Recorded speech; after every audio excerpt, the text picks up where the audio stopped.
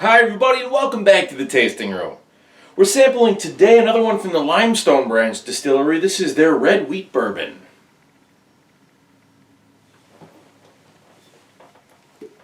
Alright, so we've talked about the Limestone Branch Distillery before in earlier episodes, and they're relatively new, just a few years old, and really one of my favorite small craft distillers out there since I found out about them last year.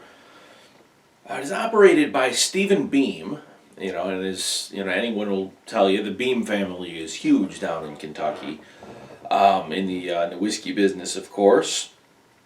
This here is, like we said, it's a wheat whiskey here. This is the mash bill on this one is 60% white corn, 28% wheat, and 12% malted barley. It's bottled at 98 proof or 49%,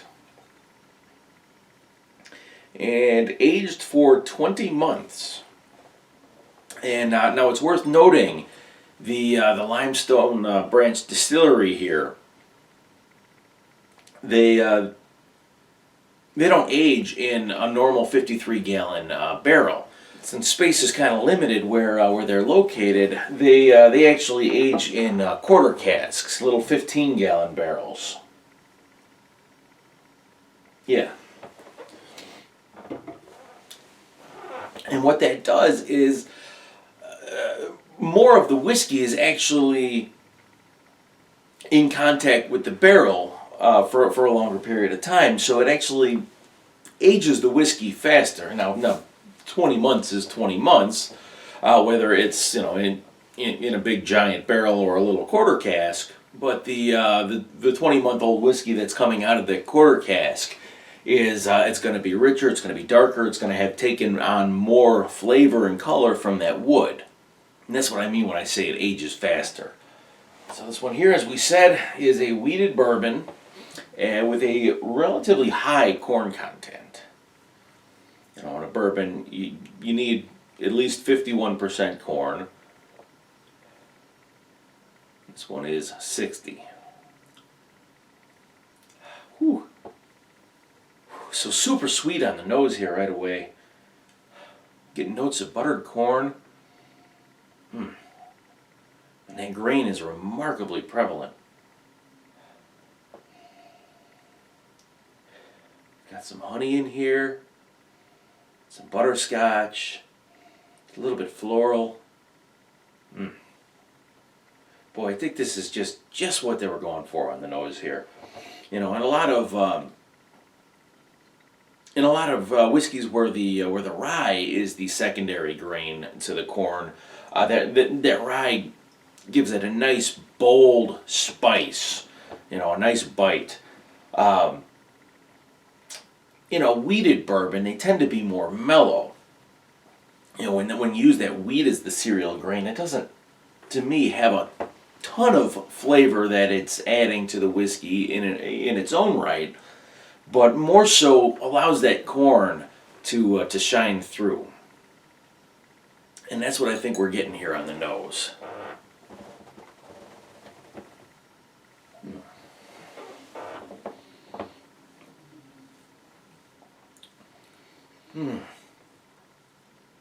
Okay, first and foremost on the palate here, butterscotch and sweet corn. Boy, it just has a very buttery, very silky mouthfeel.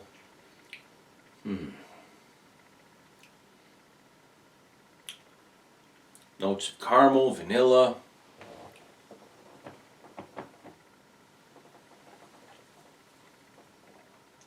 And then you have creeping in just kind of a soft, almost like a white peppercorn spice. I mean, the flavor is light on the palate, but it's unmistakably there.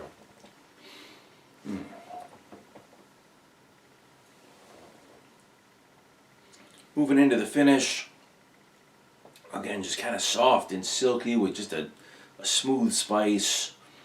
We've got a medium length finish on this one. It does have a little bit of linger. Left with a little bit of honey on the palate, a little sweet honey.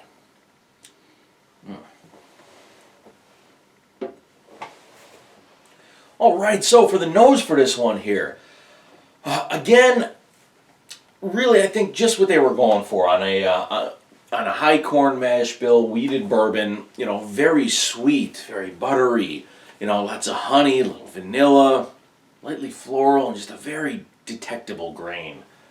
I really enjoyed the nose for this one. I'm going to go ahead and put the nose at 24 points. On the palate, started off with some butterscotch. We ended up with some vanilla, some caramels in there. Wasn't the most complex whiskey in the world, but did have some real nice flavors in there. I'm going to put the taste at 21.5 points. On the finish, medium length. You know, that nice white peppercorn kind of spice. You know, very, very subdued, but definitely there. Medium length, I think I said, left you a little bit of sweet honey on the palate. I'm gonna give the finish for this one 20.5 points, and then the overall balance I'm gonna put at 22, and that is going to leave us with an overall score of 88 points for this Limestone Branch red wheat whiskey. Pardon me, red wheat bourbon. Well, thanks for tuning in, everybody. I hope you enjoyed this video. If you did, please make sure you give it a thumbs up. Or leave a comment in the comment section down below. All that engagement really does help out my channel, helps it push it out to more people. You know, so I really appreciate when you do that. Also, another thing you can do if you're not already a member to my channel, go ahead and hit that button and subscribe. And then if you do, make sure you ding the little notification bell there to make sure you get notifications of new videos that come out. New videos come out on the weekends, and I would hate for you to miss one. So go ahead and do that for me, and I will see you again next week right here on The Tasting Room.